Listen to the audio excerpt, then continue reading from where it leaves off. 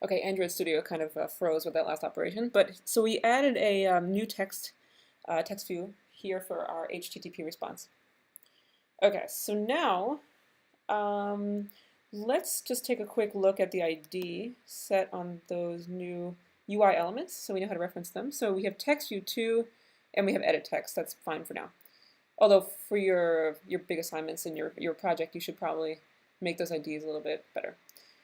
Okay, so now let's go back to our Java file and let's get rid of this stuff in here. We don't need to modify the text anymore. What we're going to do here is create a new instance of the download web page task object, and we're going to execute it basically.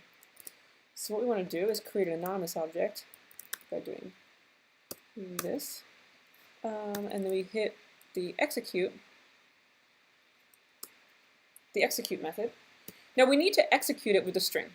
So that means we need to get our string from the edit text view.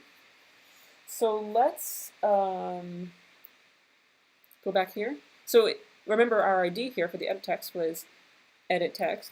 So let's do exactly what we did before. So let's create an edit text object. Oops. So edit text text string, or how about URL instead? Equals edit text.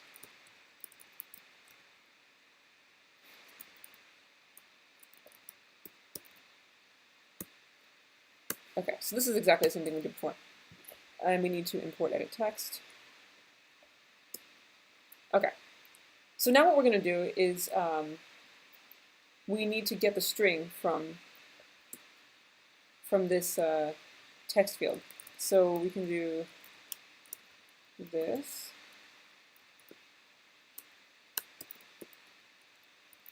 We can do get text, but get text actually returns an editable type, so we need to cast that to a string by calling the toString method. So now we have the string from our edit text field, and let's pass it on to the execute function. Okay, so that's going to create a new download web page task object and start downloading from the URL. So that's fine. Now the last thing we need to do is enable the asynchronous task to update the UI element. So what we want to do basically is place the result of our network request in this box here. And that box is called text view 2. Now the thing is, we need to reference text view 2 from this private class inside. So in order to do that, we need to make our variable global. So we need to create it up here. So text view, let's call it response text. Okay, and we can create it here in the onCreate method.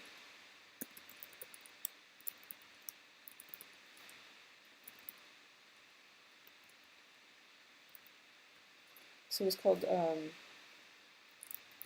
text view 2. Okay, so now we can reference that view, that particular UI element, from the inside private class.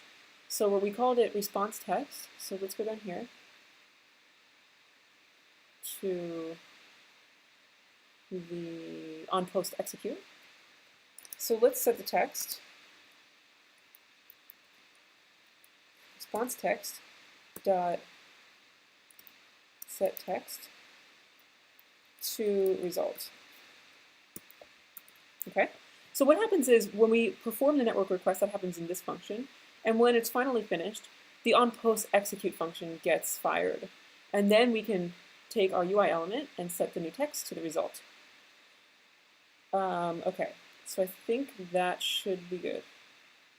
Now, the other thing you need to do is in your manifest file, you need to add special permissions in order to make a network request. So you can do that by adding these two lines right here. So we need to add permissions for you to be able to use the internet and to access the network state. Make sure you put these permissions before the application field, because I've done this mistake like thousands of times where I put it inside the application field or in the activity field by accident and then it doesn't work. So make sure you place the permissions above that, within the manifest brackets. Okay, so internet and access network state. Okay. Okay, I think that should be good. So let's launch and we will see what we get.